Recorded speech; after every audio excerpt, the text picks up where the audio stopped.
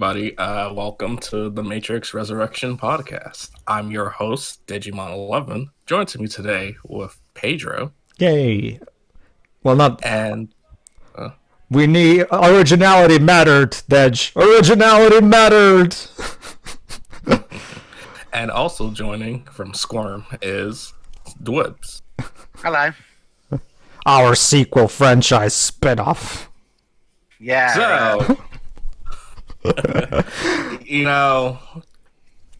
last month I decided to marathon all three Matrix movies because I've never seen them, and in anticipation of the new one. Hell, I even went as far as also showing him the Animatrix and the Enter the Matrix cutscenes. I wasn't in on those two. Yeah. One which I fell asleep on. So Deji was clearly enthused. Yeah.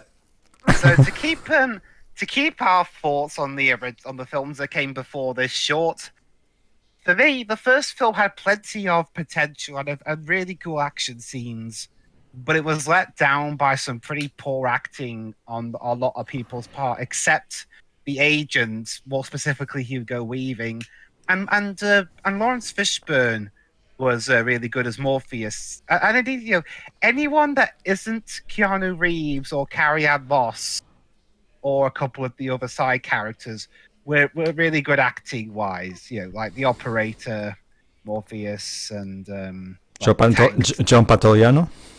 Yeah, Joe Pantoliano. Yeah, because he was the totally not villain, we swear.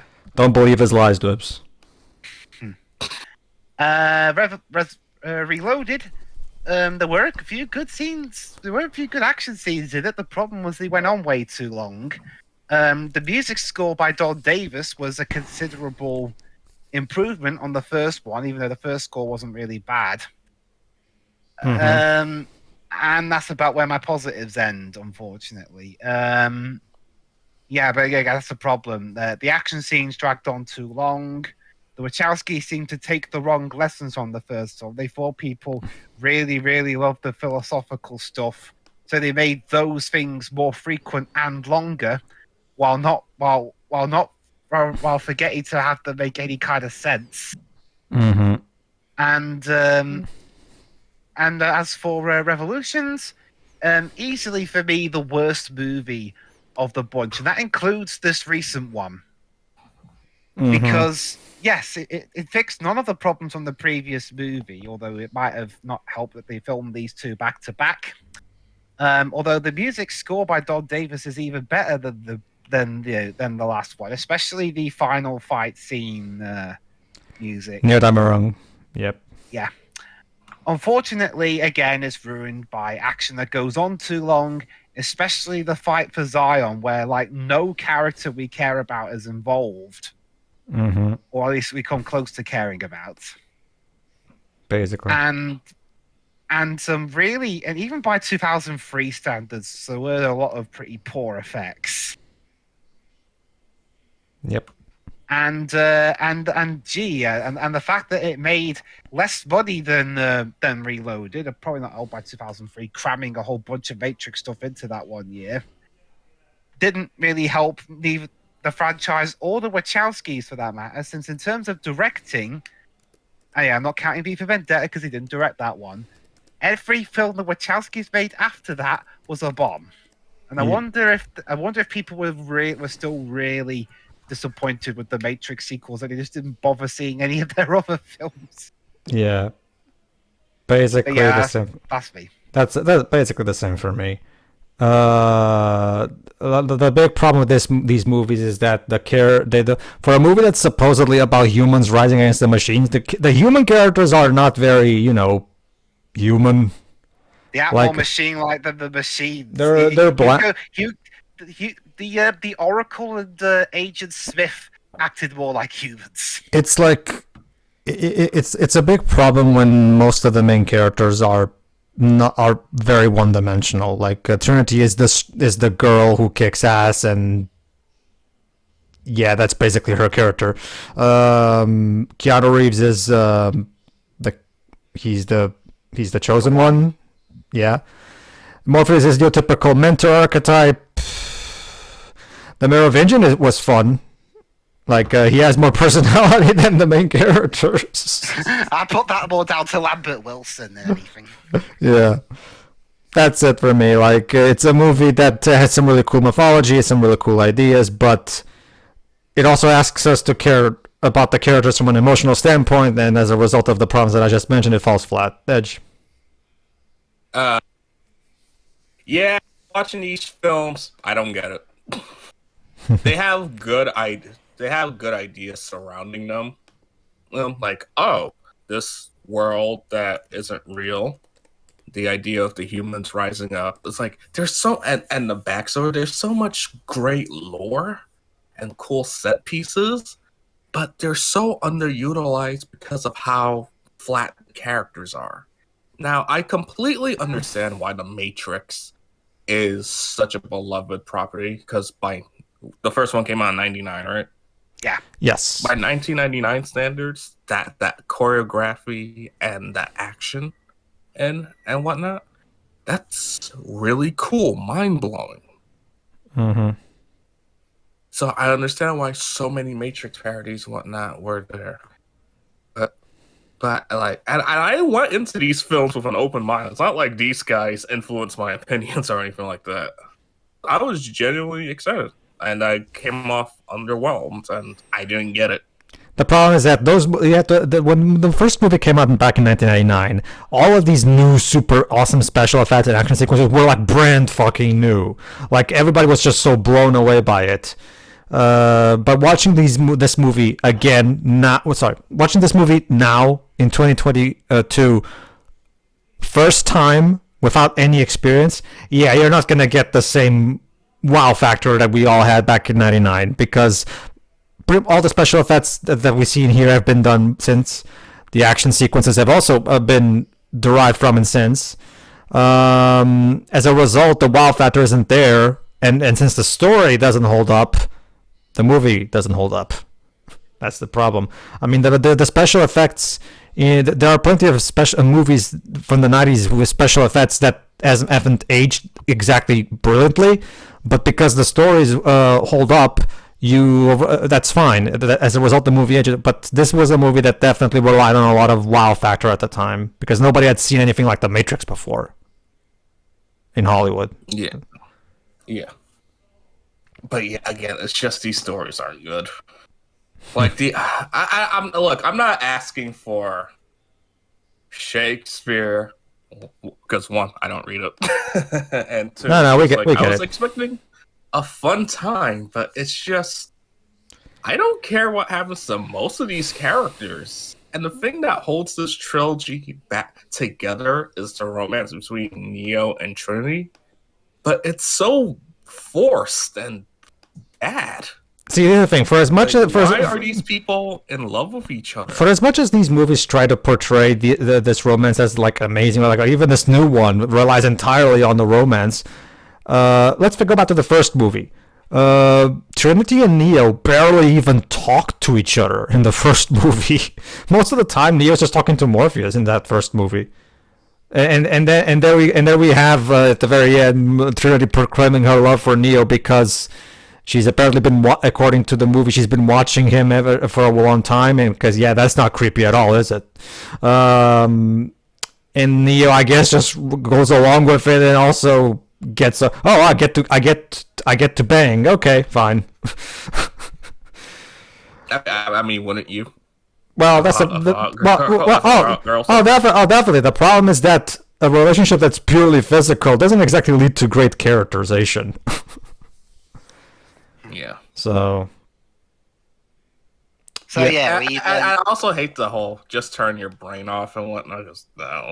Not really. These movies want you to think about it. I mean, these movies constantly. It doesn't work for The Matrix. These movies are constantly talking about philosophy, so they want you to think about it. It's not even like The Marine where the Marine isn't even all that deep, nor does it pretend to be. It just wants to be an 80s action film just made in 2006. Whereas The Matrix, it expects you to take the lore and the universe and the characters seriously, I mean, there's not even that much comedy in it. Don't worry, Dwibs. That's what this new movie is for. Oh yes, yeah, yes, yeah. That's a perfect segue into this new film. So, a 18-year wait between Matrix Revolutions and this new one, The Matrix 60. Resurrections. 60. 18. I thought in universe, my bad. Yeah, yes. So yeah, out of universe. I mean, so Matrix Resurrections, a 2021 movie. This time directed only by Lana Wachowski because Lily was busy doing something else for reasons that we'll probably get into in a bit. Sure. And we have got some returning cast members such as Keanu Reeves and Carrie-Anne Moss reprising their roles as Neo and Trinity, although there were a couple of changes. Some of the, I'm pretty sure most of them were really controversial. Morpheus. He's not played by Lawrence Fishburne in this movie. Instead, he's played by Yaha Abdul Mateen the third, I think, or the second. I can't really remember. Yeah, the movie explains that this is actually not the real Morpheus, but instead a program that was put in here for reasons that we'll get into later. But he's not the classic Morpheus. Not to mention, and this is something that the movie should have explained a bit better. After Matrix Revolutions, there was a new game that had the blessing of the Wachowskis called The Matrix Online, which was basically this Matrix MMO game. And Lawrence Fishburne actually reprised his role as Morpheus in that game. And in one of the first storylines that happened in that game, Morpheus actually canonically died in that game. And that's why he's not in the fourth movie, basically. But they retconned that. Did they? Yeah, that's what I was told. Yeah, because apparently, because in this movie, Morpheus just died of old age, like most of the other characters from the trilogy. Oh yeah, you're right. They did explain. Oh, I forgot about that. Yeah. So, which is interesting because according to the developers of The Matrix Online, every plot point that was put in that movie was given the blessing by the Wachowskis. So you'd think Lana would remember that, but I guess she just stopped caring. It's the expanded universe explanation. Yeah, expanded Neoverse. So, yeah, we're not going to do a full synopsis of the movie, but we are going to be instead talking about a lot of the major talking points. Yeah. That gives me what are your thoughts on this movie? Okay. Okay. It's a much more entertaining movie than Revolutions, at the very least. I'll give it that.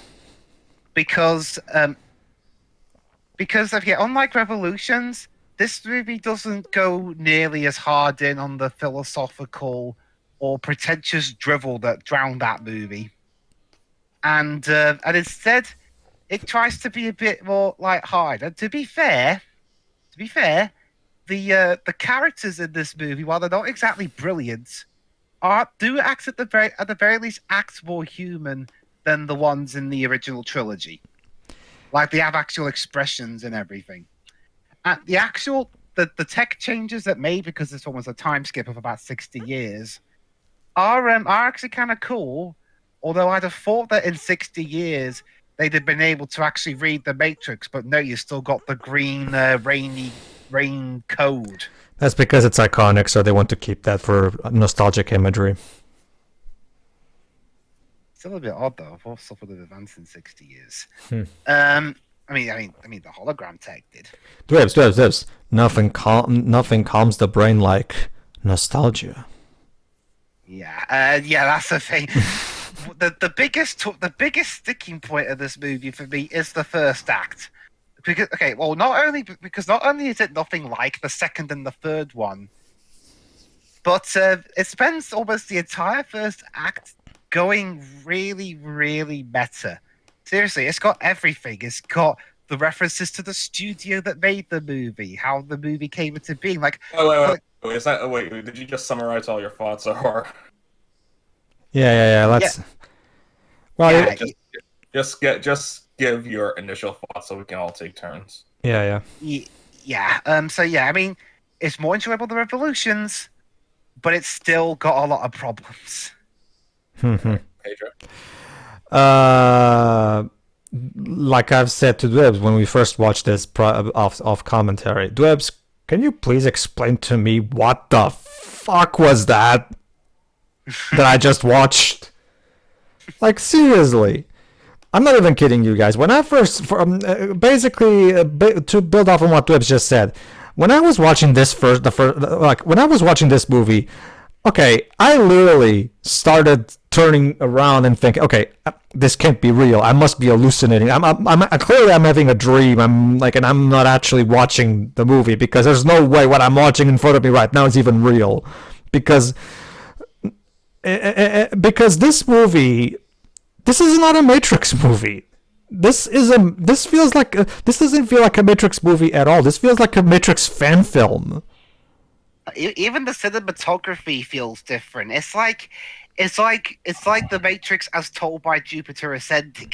The first act in particular feels like a Matrix movie made by Channel Awesome. Like, seriously. Damn. Pedro, you know we're gonna have to start watching those movies, right? Yeah, like, there's so much obnoxious meta-ness in this movie that by the time we got to the second half and the proper plot started, I was so completely taken out of the movie that I just couldn't bring myself to check back in, to be honest with you. Because that first act was just so... What the fuck is even going on? Like I was under the see, this is the primary reason why this movie is getting so much flack, even from Matrix hardcore fans, because this silly us, we were expecting an actual Matrix movie that carried on from where Revolutions left off. I don't know, like that, try to capture the same tone, retain, like, just carry on where we left off, Lana. But I guess not, because it's so bad. Go on, Deji. Well, personally, I thought The Matrix Resurrections was a pretty bad movie. And probably the worst movie I saw that came out of 2021. Which probably wasn't a lot in hindsight because, current events, but still, this movie pretty much feels like a cry for help. Yeah. Lana did not want to make this movie, but because Warner Brothers forced her, and the movie literally tells you this. Yeah, with all those words. So I get the feeling that her heart was not in the right place.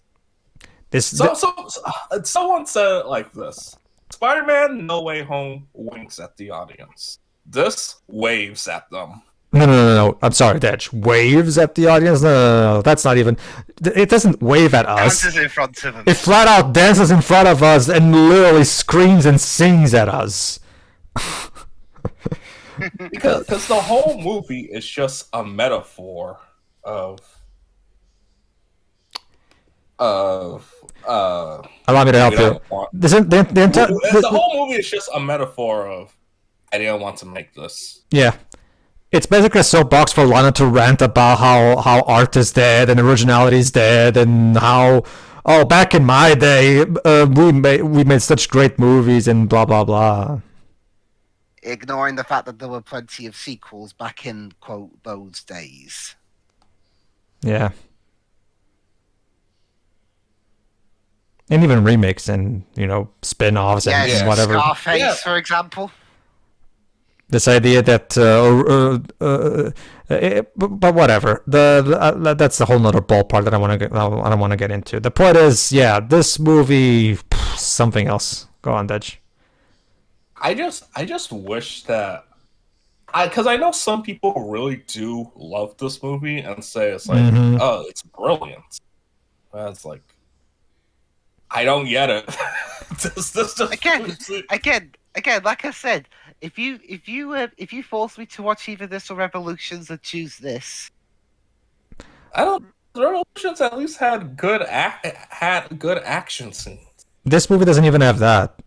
Like, it's one of those things where, well, it depends on what you're looking for. Like, if you want something that's like more high spirited and lighthearted, then yeah, definitely. But I mean, for as bad as the Matrix sequels were, at the very least they were at least they were made with conviction and effort. This movie, not only does it feel so horribly cynical to the point of disgust, and it's even lazy because the action scenes in this movie are terrible. Like, seriously, name me one action sequence in this movie that actually was, even mildly, visually appealing to you. You want to know something that made me lose it? The train one. And that was alright. I don't But you know. want to know what made me lose it? It was when we're introduced to this new character, Bugs, and I thought, oh, her name was like a bug in the machine because of the Matrix and whatnot. I was like, oh, okay, cool. And then when she says, as in Bunny, I'm like, Bugs Bunny. Okay. Yes, Bugs Bunny is our new main character, everybody. It's like, get it? Because Warner Brothers. Yeah, it's like, what is this with this trying to be like Warner Brothers corporate meddling? But besides, So for the thumbnail, should I just add that scene from Space Jam 2 with LeBron James and Bugs Bunny in the Matrix? yeah, I'm gonna say it. I think in terms of trying to be a Warner Brothers advert, Space Jam 2 was the better movie. It's still terrible, but sure, I can understand that. Have you seen it, Vader? I have, yes. Oh. And I hate it. I have but whatever. We're not here to talk about that movie. I would rather be talking about that. But we're not. But we're here to talk about this experiment. Experiment, yeah, right. Like, do you believe in the theory that they made this movie bad on purpose so they wouldn't? Deji, why, Deji? Why is there even a theory? The movie flat out tells you that this movie's terrible. That doesn't make it good. I know, but no, Deji, I agree with you, but you missed my point. Why does it even need to be a theory? The movie flat out tells you that it's terrible. Okay, one thing about this movie is kind of hilarious. Is this movie and Spider-Man: No Way Home, two movies that try and pull on nostalgia heartstrings, came out within a week of each other, and bear in mind, Spider-Man also had to be made under the constant tug of war between two studios, Disney and Sony. To be fair, according to Feige and Pascal, they apparently have a much stronger relationship now. So. Well, I mean, I'm not sure what that was like during the production of that film, but that's the thing, though. That movie did a much better job doing nostalgia stuff than this film, because at the very least, Spider-Man: No Way Home at least had a good story. That's because whereas Matrix Resurrections has one-third member berries and 2/3 just kind of average story. Look, that's because No Way Home was an actual movie. It told a story. Yes, there was a lot of fan service in it, but that fan service was just the cherry on top. The actual meal was the story, Again, just like all the other home movies, they focus on making a good movie first. I just feel I've been told that this movie feels very optimistic and uplifting. I was like, didn't get that. I get what they're talking about. It's because of the whole love story thing, the power of love thing, and how at the end they both become the one, and now they get to that's the whole point of that ending. It's supposed to be uplifting and romantic and blah blah blah, because that's basically what this movie is. It's supposedly a love story. The problem is, I mean, that's basically what the franchise as a whole is. And the problem is that I never bought this romance from day one, so it doesn't really work for me either. It's like the Spider-Man and Mary Jane romance in the Raimi films. That's my main issue with the Raimi-verse, because the Raimi-verse wants, just like the Matrix trilogy, the Raimi-verse wants the romance to be the emotional heart of the material. And if you want that to be the heart, you have to make this romance fly off completely. Like, it has to work amazingly, because your whole movie is going to depend on this then. Well, I mean, at least Trinity never ran out on Cypher in a wedding dress right before the wedding. Yeah, That's please don't get me started on Spider-Man 2 because I'm not gonna be able to stop. Yeah, there you are, ladies and gentlemen. The romance in the Matrix movies is better than the Raimi one because Trinity may be bland, but she's not complete. Okay. At least Trinity is loyal. Okay. To give some credit to the Raimi movies, at least Peter and Mary Jane actually talk to each other more than like once or twice in the first movie. So there's that, which is more than I can say for the first Matrix film, I guess. But whatever. Tangent aside, yeah. Can I go about all the incredible meta dialogue this movie has in the first act? Because there's a lot of highlights that I want to mention. This should be fun. Because, I'm not kidding, this movie literally flat out tells you, word for word, why the movie even exists. And I'm quoting right now. And by the way, Jonathan Groff. Actually, no, before we get to that, the movie starts by literally having a stunt double reenact the first scene of the first movie where Trinity is running away from the agents. And they even talk about, oh, this feels familiar. Yeah, but why would they have a mortal repeat something old and blah blah blah? As in, get it? Because why would you repeat the same story again? And okay, to give something positive to the movie, and when it comes to most of these new characters are forgettable and they don't really get much development. But then again, I'm used to that in these Matrix movies. I will give this. I did like Jessica Henwick in this movie. Obviously, her character doesn't do much because the movie's focused more on Neo and Trinity. But for what little she did, I thought she was very charismatic in the movie, and she did good in the action scenes. She's probably one of the only ones that did good in the action scenes for me. So I did like her character, Bugs Bunny. I mean, like I wish her character was actually more of the focus because she actually is pretty fun. So I'll give her that. Maybe if this film does well enough, they might give her own spin-off show on HBO Max. Oops, sorry, Dwibs. No, the producer of this movie already told us that they have no sequels, no prequels, nothing planned. So thank God. So this is it. We've escaped the system. We're free. It's like this movie bombed at the box office or something. Oh wait, did I just say that? I mean, to be fair, HBO Max. Yeah, it was on HBO Max. Because I joke about, oh, Sing 2 is beating it. It's like, dude, that's a family movie during the holidays versus an R-rated movie. Well, that's already on a streaming service. Plus, I think all the Warner Brothers movies that had that simultaneous release, they're about as well as each other at the box office. Well, true, but if I remember correctly, wasn't the Suicide Squad a hit? No, it wasn't. Oh, really? Oh. Okay. Well, whatever. The point is... That's depressing. Yeah, but guess what, everybody? There's also the plot twist that turns out all those 3 movies we watched, turns out those are video games. Well, okay, that actually explains why the Broly Brawl in movie number 2 looks so CGI. You see, Dwibs, the reason Keanu Reeves looked like a CGI replica in that fight is because it's a video game character. See? Damn, those 2003 graphics were really impressive for I mean, that was just Neil Patrick Harris messing with Neo. Yeah. I mean, I was like, everything was just a psychological nightmare for Neo and Trinity.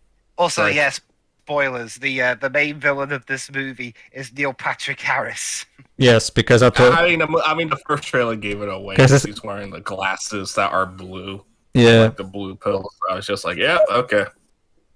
That being said, can I talk about the person who's by far the most horribly miscast of all? Jonathan Groff as Smith. Okay, to be fair, they did try to get Hugo Weaving back, but he was having scheduling conflicts. I get that. And he also, but he's like, if you're going to be Agent Smith, you still have to have his mannerisms. Because apparently he said, I specifically did not want to do a Hugo Weaving impression. It's like, then you kind of missed the point of the character. Hell, Ian Holm, who was the guy playing Bane when he was overtaken by Agent Smith, he got his mannerisms down pat. Again, because he had to do training for it. Here's an idea, Lana. If you can't get Hugo Weaving, Just turn this guy into a different character. It's not like he acts like Smith anyway, so why bother making him into Smith? Oh, right, because Smith is the villain that we all remember from the old movies, so, yeah. Speaking of, this movie does the one thing that people complain about sequels and remakes shouldn't do, and it's, remember the first one? Yeah. Yeah, that's why I said the member berries thing earlier. That's the thing, Deji. Not all this movie does that, while at the same time complaining about movies that do it. This like is it like what?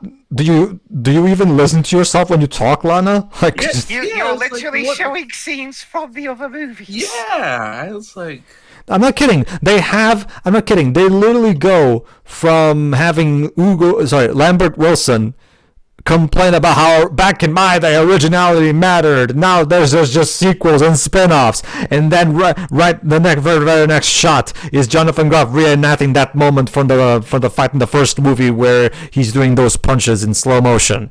Literally the same angle, the same shot. Like what, dude? Like, but anyway. But Jonathan Groff. See, here's the thing. I love Jonathan Groff. Jonathan Groff is great. But he's so horribly miscast in this role. This is not. Oh my god. What's he been in before this? The Frozen duology, and he's also he's a really fun actor in general. Like he's been in a lot of good stuff, theater, and stuff like that. So, but he's horribly miscast in this bloody movie. Seriously. But anyway, speaking of Jonathan Groff, he brings in, I love this bit where he has a talk with Neo, where he says about how he wants to talk about the video games, well, not video games, but you know what I mean. And what I love about it is that, I love also what Neo says. Maybe I can make this phrase. I know it's so binary, but he's making a new game called Binary. Huh. Interesting. Binary code, right? Okay. But yeah. Let me just get to the actual dialogue. Yeah, look, Tom, I know we've always had our differences, right? What'd you say about our first meeting? I love what he says here. We had all the chemistry of an FBI interrogation. All the chemistry of an FBI interrogation? What? What does that even mean? Okay, I should explain. Lana wasn't the only writer for this experiment. I could barely call it a movie. It's also co-written by Alexander Hammond, who previously wrote novels such as Nowhere Man and the Lazarus Project, and David Mitchell, who wrote the original Cloud Atlas book. Great. Yeah, but then look at we did this together. Okay. And that's where suddenly the line that made Deji crack up is said. Things have changed. The market's tough. And I'm sure you can understand why our beloved parent company, Warner Brothers, has decided to make a sequel to the trilogy. When I first heard that bit, I was like, wait. Did I accidentally walk into the Space Jam 3 or something? I don't know. That's one of the lines that literally made me go, this can't be real. I must be hearing things. Like I can't possibly. Are you sure I went into the right room? Like what the fuck is going on? It'd be like if Spider-Man No Way Home made a reference to Sony and Disney's arguments. This entire trilogy film. That would make sense if Deadpool was there. This entire scene with Neo and Smith feels like a Saturday Night Live skit. Oh, so that's why it's not funny. They informed me that they're going to do it. Yeah, they're going to do it with or without us. Hey, Dwibs. I wonder what the movie's trying to say here. I mean, the commentary is so subtle. I mean, I can't quite place it. Yeah, I mean, that's the thing. When we eventually get to commentating on the movie, I don't think I feel the need to explain how this movie came into being. The movie does it for me. Yeah, basically. I also don't know what he says. I know you said the story was over for you, but that's the thing about stories. They never really end, do they? We're still telling the same stories we've always told, just with different names, different faces. This is really dire. I'm sorry. This is no. Lana, you're not. And look. This is not clever. I just for the audience. I just want to clarify. Sure. If you enjoy this, that's perfectly fine. We're not here to judge you or anything because we're not like that. At least I hope. No. No. That talks for losers. Because I just wanted to understand the appeal of the franchise, and I just realized, wow, this probably isn't for me. And I really don't understand it. That's the thing, that while there is a vocal minority right now talking about how the movie's actually brilliant, there's also most Matrix fans, even most Matrix fans actually didn't care much for this one because, like, for the reasons that I've already explained, that the movie, this doesn't feel like a Matrix movie. It at all. It doesn't have the same tone, the same style, it doesn't have anything that's even remotely resembling of the original trilogy. Like I mentioned earlier, it doesn't even have the same cinematography. Okay, I should explain about the cinematography real quick in case someone might bring it up. Yes, the cinematographer for this movie was originally John Toll, who's been doing a lot of the Wachowskis movies recently. However, he had a problem with COVID in his family, so he had to leave the production, and he was replaced by one of his cinematography staff. It's one of those things where it's worse than bad. It's just that it feels off. It feels wrong. This doesn't feel like the movie that it should be. For as bad as the new Star Wars trilogy is, they at the very least. At least they're actually movies. Not just that, they actually feel like Star Wars movies, especially the first one, Force Awakens. Where J.J. Abrams goes a lot of his way to really replicate a lot of the technique and the style of how those movies are edited and directed, and the effect. That's the thing. Though, at the very least, Episode 7 doesn't flat out show you literal scenes from the previous movies. In a way that I guess is supposed to try and make you nostalgic, but all it does is really make it look like, hey, look how consistent these other three movies are in terms of cinematography. And now look at this one that isn't. Yes, Deji? And the funny thing, the most comparisons people have made is The Force Awakens. Because this does feel like The Force Awakens of Matrix, which is a retread of the first installments. Yeah, but this one. Go on. I was just like, if you're gonna be meta, just take notes from Metal Gear Solid 2. See, the problem is here's the problem with that argument that this is like Force Awakens. It's not. Force Awakens actually takes itself seriously and it's just a straight up story that doesn't. Yes, it winks at the audience occasionally, but that's it. But the problem with this movie is that it's not so much that it's like Force Awakens. Force Awakens at the very least is trying to be a movie. Like I said, this is a rant disguised as a movie. That's what this is, and not to mention. And by the way, speaking of another thing that Force Awakens does not have, inserts of the various sections of the Matrix fan base, or at the very least the Matrix viewers. Because there's even a character that clearly represents me and Deji. Because because basically, to go back to the whole fake video game development thing. The characters that are supposed to be the Neo's development team literally talk like Matrix fanboys. I love how when they're having one of their video game meetings, the woman is saying, and I quote, "First of all, I know everyone is when I say so excited to be working on a game that was such a, game changer. Now, the packet in front of you has our focus group research. And focus group research. So, you'll find the breakdown. So, they're literally talking about how the key... Oh, and I love this one. The keyword association with the brand is the top... I looked up for keyword associations with the brand. The top two being originality and fresh. And then right after that, she says, which I think are great things to keep in mind as you begin working on Matrix 4. Oh, my God.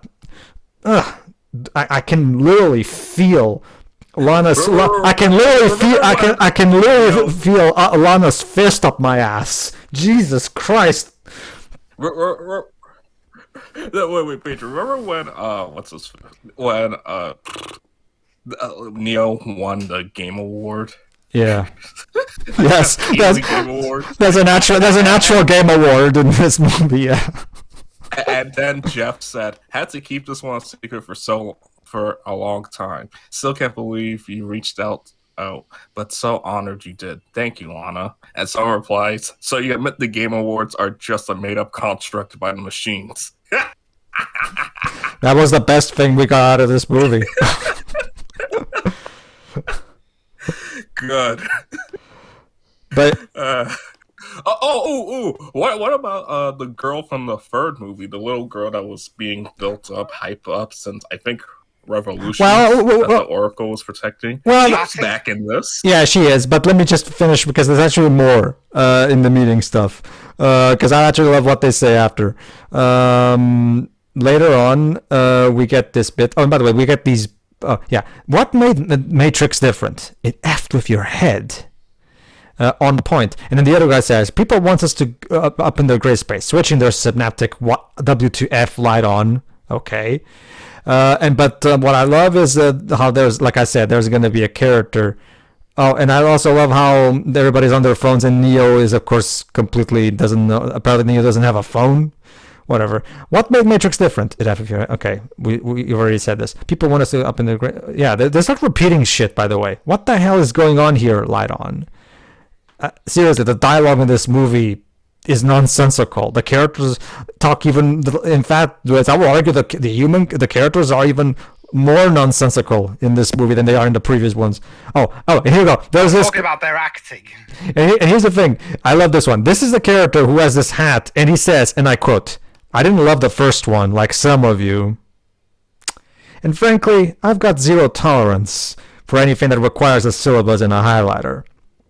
I like my games big, loud, and dumb. Hey, Dej, do you feel? There you go, Dej. I guess this guy is supposed to represent us."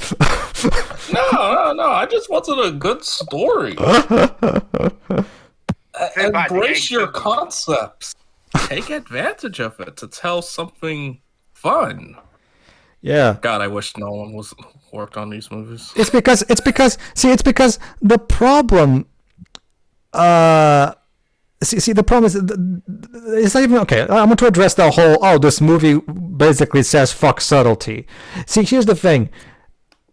The reason subtlety and nuance are seen as virtues is because if you don't care about subtlety, then why are you even making a movie? Why do we even need writing classes? Just have the movie, have a narrator explain everything verbatim like an audiobook.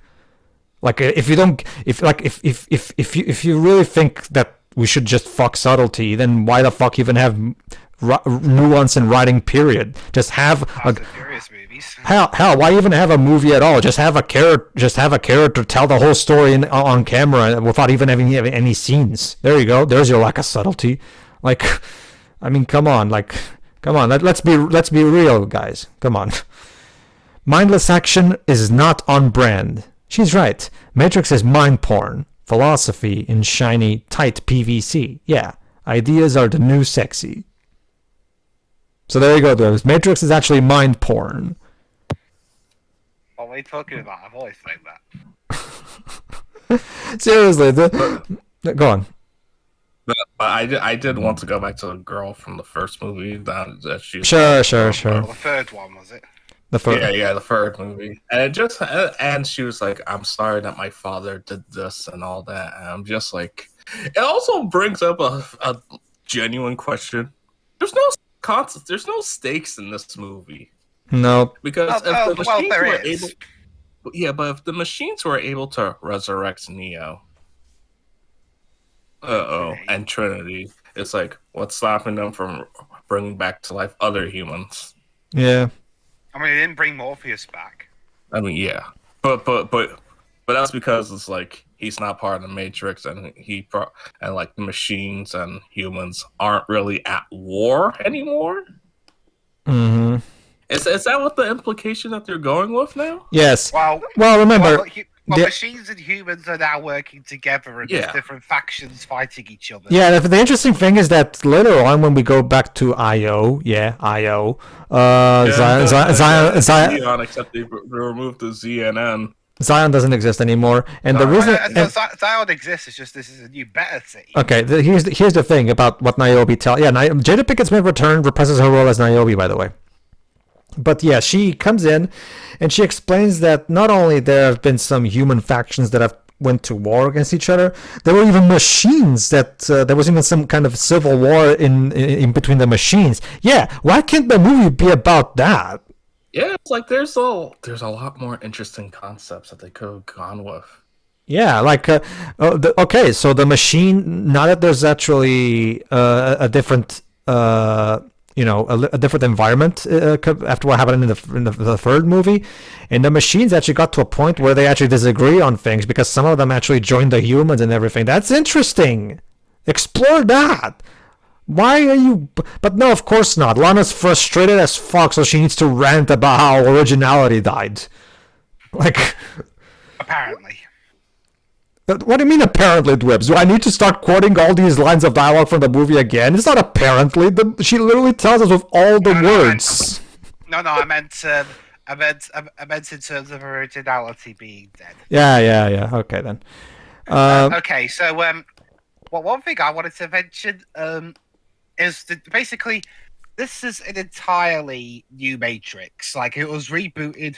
Mm-hmm. And reset with new conditions and that, because this time the runner of the Matrix is no longer the architect. Apparently he got as the movie calls it, purged along with the Oracle, which okay, I can understand the Oracle because the actresses who have played her are either sadly passed away or in the case of Mary Alice have retired. So I get you don't want to go through that again. So you just did away with the Oracle entirely. But this time, the Matrix is now run by what's the?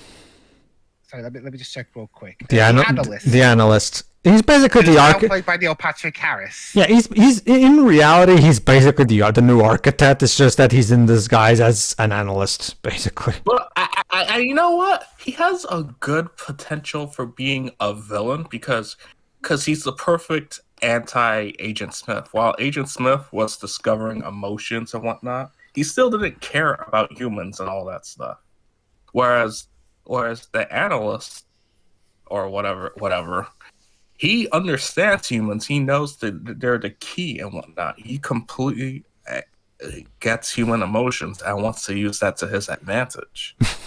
So it's like that's something they could have delved into. Yeah, basically. I mean, that's what the frustrating thing about this movie is because, oh my god, it had interesting ideas that probably should have been elaborated better instead of doing whatever this was. Like the biggest change the analysts made to the Matrix is that there's no longer agents. Yeah, they don't turn them into agents and do this stuff. No, they turn them into bots. That's what the movie calls them. By hijacking their minds and just making them do the crazy stuff as themselves. Yeah. And the final act of the movie really does show that. It makes them flat out jump from the ceiling and turn into missiles. Okay, speaking of action, can we talk about how horrible the bullet time in this movie is? Specifically during that sequence where Neil Patrick Harris is basically giving his big villainous monologue to Neo, while they're both Neo and Trinity are frozen.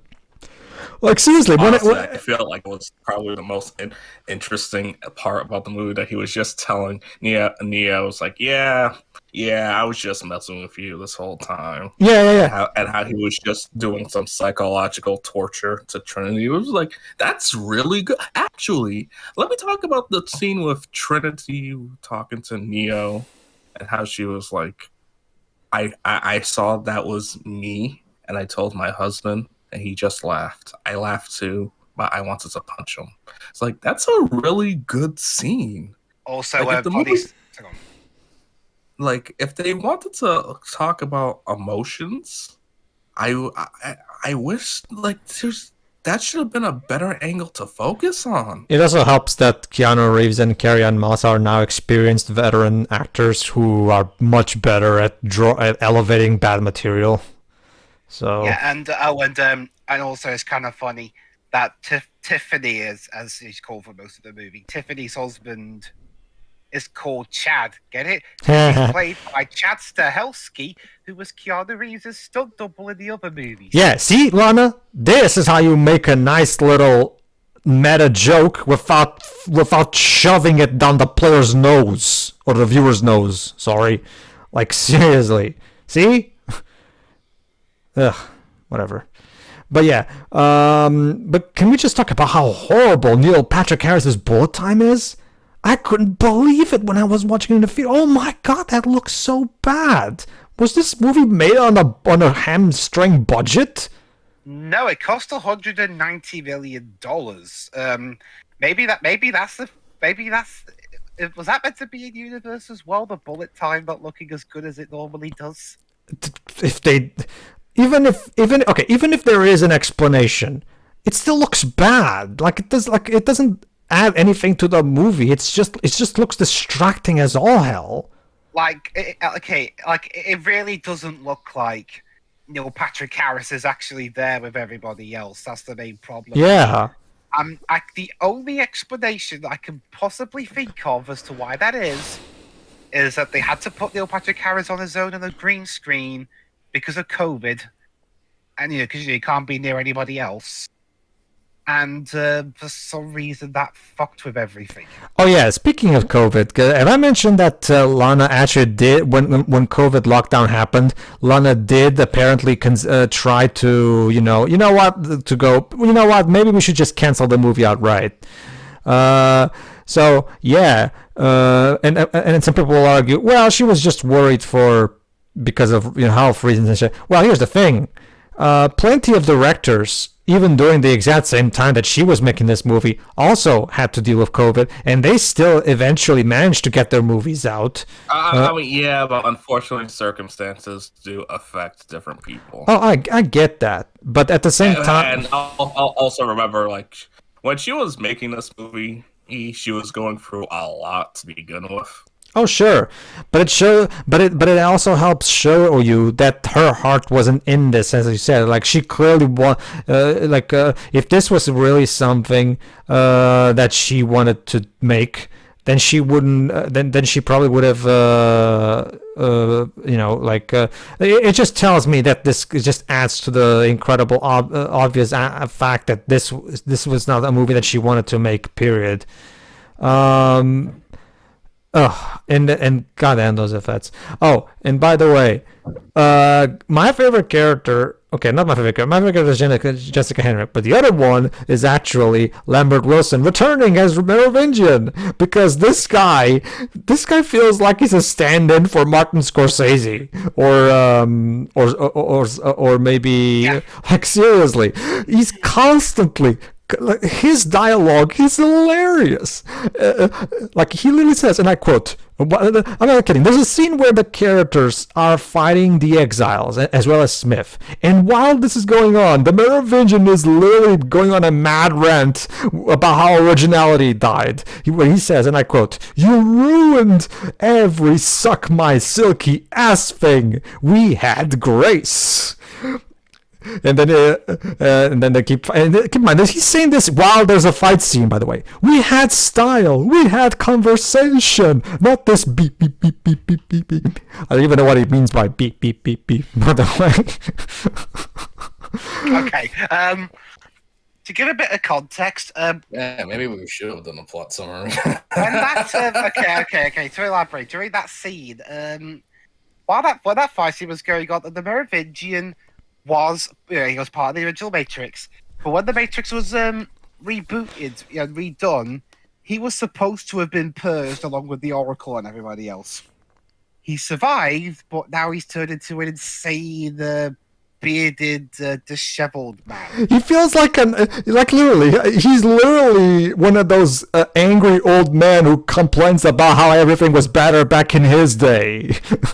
He literally goes, art, films, books were all better. Originality mattered. I'm not kidding. That's an actual line in the movie. Originality mattered.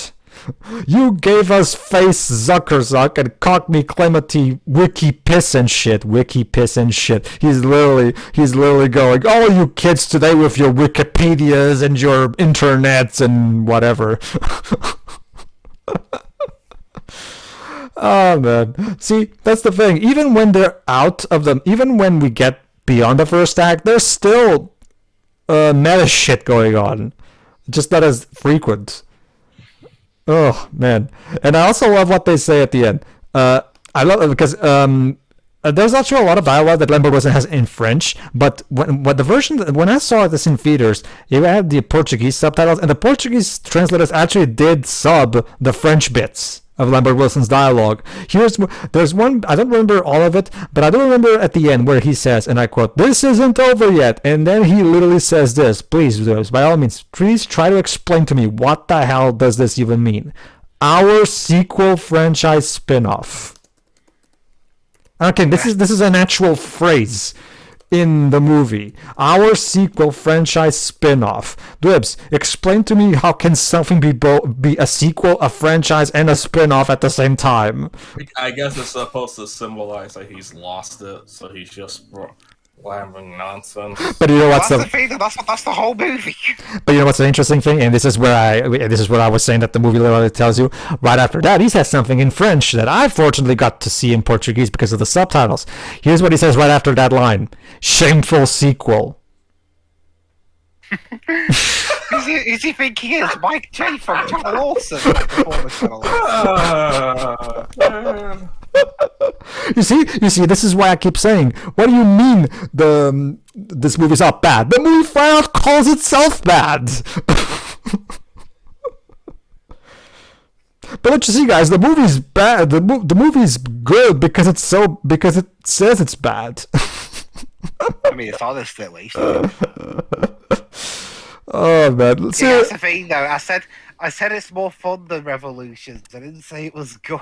Oh, and by the way, you know what happens while Lambert Wilson is saying this? We have a Neo versus Smith fight that's clearly meant to be reminiscent of the first fight in the subway, and they literally reuse that shot where he punches the pillar, and that shot where he gives on those multiple punches while Neo is on the wall. You know?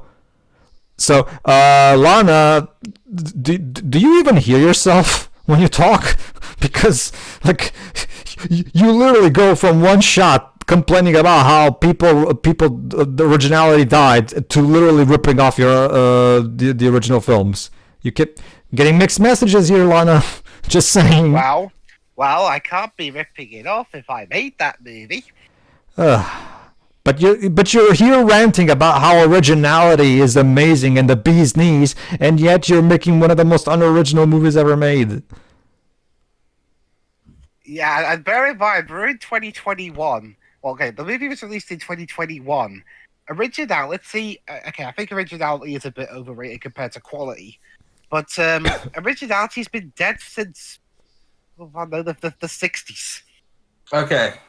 Okay, this is something that needs to be said. When it comes to originality, people need to stop saying because no idea is original. Everything was taking inspiration from something else. Yeah, even if it's obscure. Well, unless you're talking about originality, it's like you're making a sequel to an already established franchise. Now, I can understand that, but in terms of new ideas, there are plenty of new ideas every day. But people just don't want to give it a chance because they want something familiar. I thought you were going to say they want something to whine about. Oh, I guess this is what the movie was trying to tell us. Now, yeah, I wonder. But you know what? But that's the thing. Like, hell, I can even trace this back to the first Matrix. The first Matrix is basically a Western version of Ghost in the Shell. So your first movie wasn't even that original to begin with, Lana. again, it's like, who It's just cares? whatever. That's a whole nother discussion all right there.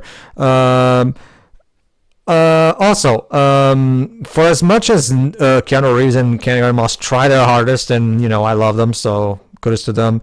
Yeah, I still don't give a rat's ass about these two characters because their chemistry is still not really successful. Because this movie relies entirely on you already being invested in these two, and so it as a result for me it doesn't work. Also, the effects still look bad. I'm sorry, I know I brought this before, but god damn, do the effects in this movie look bad. And I've pointed out before about there's not really much consequences. Like they could eject at any time. Before it was like, oh, we need the telephones to do that. Now it's like, okay, we just ejected Trinity and that's it. Yeah, I guess the thing is supposed to be it has to be done in the ship still, because if they just and properly, I guess, because if they still, because I mean I think they do say because in a bit with the rescuing Trinity, they had to be careful to make sure she was still connected to the Matrix with the plug, so they had to do all sorts of techno stuff to make sure she was, because so the thing that can still kill, so the thing of the whole, if you're not unplugged properly, you die, is still a thing.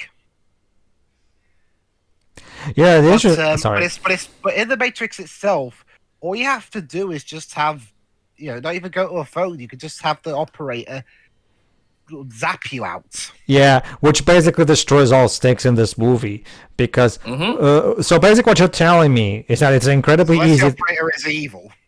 So basically, what you're telling me is that it's incredibly easy to jack off the Matrix. So why should I even be fearful for these characters to begin with? Honestly, it's so dumb. It basically destroys the stakes. And by the way, another one that I don't hear a lot of people bring up. At the end of the movie, Neil Patrick Harris literally says, "So now what? You come here to negotiate some kind of deal? You think you hold all the cards because you can do whatever you want in this world. I say go for it." And then he says, "Remake it. Knock yourselves out. Paint the sky with rainbows." But here's the thing. The sheeple aren't going anywhere. They like my world. They don't want this sentimentality. They don't want freedom or empowerment. They want to be controlled. Again, I can literally feel Lana's fist up my ass. Seriously. Hey, Dwibs, did you know that originality died? And how movies suck now because people just want nostalgia? Yeah, that's the thing, though. It's like what Deji said. I mean, yeah, there are a lot of films that aren't based on established properties that flop at the box office, although I'm pretty sure most of that has to do with that they weren't very interesting. Or marketing. Or Gods of Egypt. I'm surprised. Technically, that's an original film. I'm surprised Lana didn't have Lambert Wilson take a jab at Marvel. No, it's all about superheroes. That was a terrible French accent. I'm sorry. I love how the I feel like we've gone on long enough. So sure. Let me just say with this one more thing. I love how the credits say based on characters by the Wachowskis. Yeah, based on characters. They're not really the same characters because they don't act like they should, but it's based on. I mean, to be fair, Morpheus is based on a Morpheus. I guess, but it's so bad. Go on, Deji. Since we've gone off. No, wait. Let's talk about the ending. About when. Go on, Pedro. Explain it. Yeah, the ending. So at the end, Neo finally manages to, I guess, wake Trinity up, and then she decides to fuck off because turns out her so-called husband was actually just a program meant to keep her blue-pilled.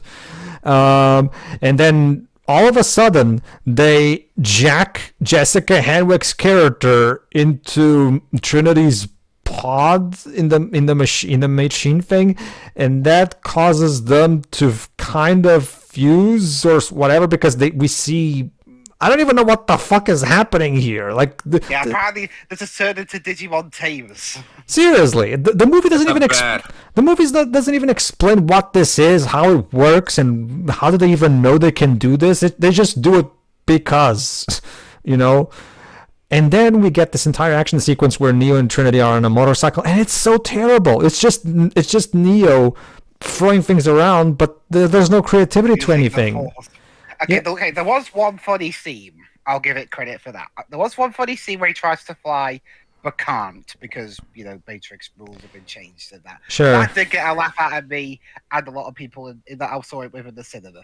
Sure. Okay, although one thing about my cinema experience of the movie, I'd gotten my my COVID booster during the morning of that day, and it was Moderna, and when and literally right as I was waiting for the film to start, the side effects kicked in. Like I was super hot while I was watching that movie, and my arm that I had the prick in was aching so much more. So the way the movie, it kind of made the movie feel even more like a fever dream.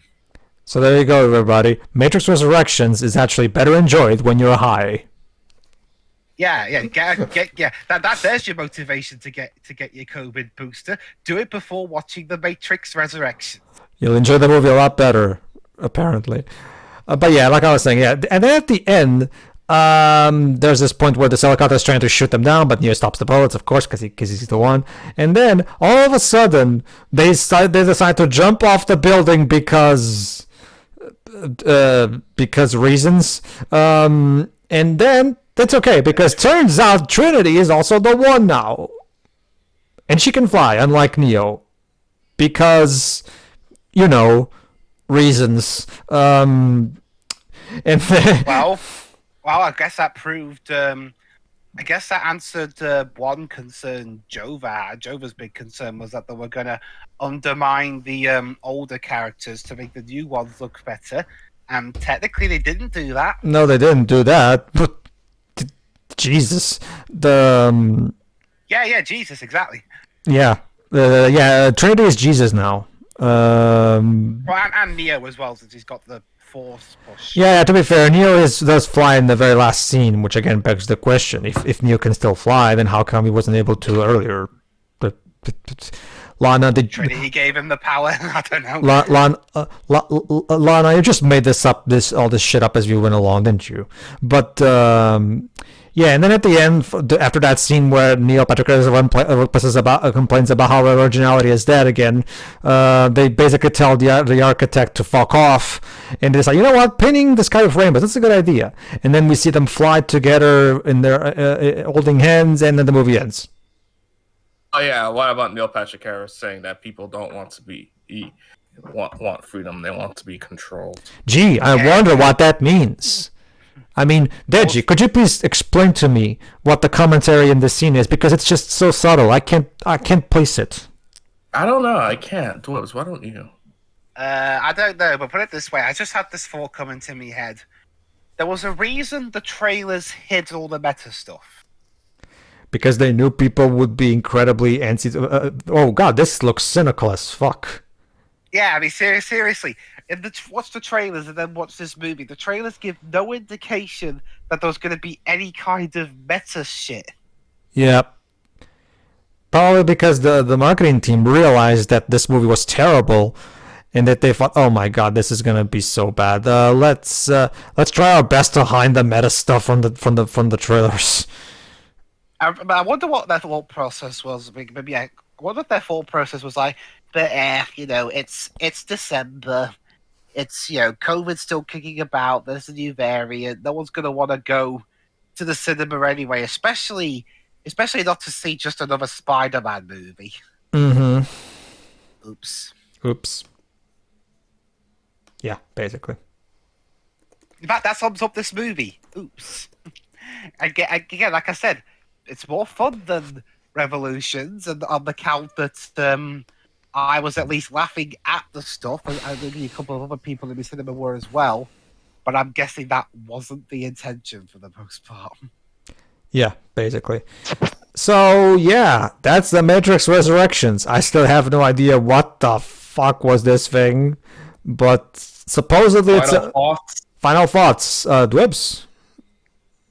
Again, it's more for the revolutions, at the very least. It's not being as pretentious drivel as that movie. In fact, the meta stuff was actually kind of unintentionally hilarious because of how utterly misguided everything is. Because the Matrix wasn't even remotely like this before. It kind of felt like I was like, is this like, have I walked into Space Jam 3? With how meta stuff got. And it's also from the same. What was it with Warner Brothers in 2021 and having two of their tentpole movies be meta commentary? Odd. Whatever. You done? Yeah, I've already explained most of me flaws. Yeah, it's not the worst Matrix movie, but it's like the third. If you want me to rank the Matrix films, 1, 2, 4, 3, best to worst, they're done. That's me. Mm-hmm. For me, it's one of those things where it's hard, because for as bad as Revolutions is, I can at the very least respect the fact that at the very least it was made with conviction and effort, whereas this movie feels cynical and lazy. But at the same time, I cannot deny that the experience of watching the first act of this thing, and as well as all the meta stuff, is just so surreal that it was still a fun watch just on that merit alone. And I love showing this movie to people who haven't seen it and don't know anything about the meta stuff, because seeing their faces and reactions, well, it's just priceless. So there is that. It has that going for it. But yeah, at the same time, it's hard not to be cynical. It's not hard to be hard on the movie because of how cynical it is and how the commentary is the most unsubtle shit I've ever heard. Holy shit! This is the Wachowskis we're talking about. Subtlety's never been their thing. Well, no, but although it's funny how we're talking about this, like Ghostbusters Resurrection. No, not Afterlife. You mean Afterlife? Ghostbusters I Afterlife, heard yeah. is a better revival reboot. I've seen it, and I can tell you, yes, it is. That's because it's an actual movie. It's an actual movie. I didn't see that. And and out of all the nostalgia stuff they do in Afterlife, I can only count one that made me go, yeah, that was kind of a thud. But the rest of it was all really well done, especially the stuff near the end. Mm-hmm. This was just weird. Again, it's like you're telling us that it's just unoriginal stuff, and yet you're literally showing scenes from the other movies, like not even recreations, literally the exact same scenes playing on a screen behind the characters. That's the thing, that they do both. They do show the scenes while also recreating scenes. Like I said, they recreate the scene where Smith punches the pillar. I've never seen that in a movie before. This movie is completely insane. Lana is completely insane. She literally says one thing with one side of the mouth and the complete opposite with the other side of her mouth. Like, seriously. That's why I love this movie. It's insanity. and how unashamed it is of it. Oh yeah, like I said, I will argue. Okay, both movies are just as bad for me, just for different reasons. And I enjoy Revolutions because it's action. It's really awesome, and all that. So there is that, and I can at the very least make fun of it. A lot of stuff. Matrix Resurrections is nowhere near as good of an action and everything, but at the very least it has the insane aspect to it that at the very least gives it some kind of a riffing material angle. This, but yeah, Matrix Resurrections is terrible though. Objectively terrible. It has, this movie has nothing to say. It has nothing it doesn't have a spine. All it can do is just complain about how, oh, I shouldn't exist and I'm just here because money and blah blah blah. Well, fuck. Well, here's the thing, Lana. If you didn't want to make this movie, why not let somebody else make it then? Because I would. Because threaten her contract.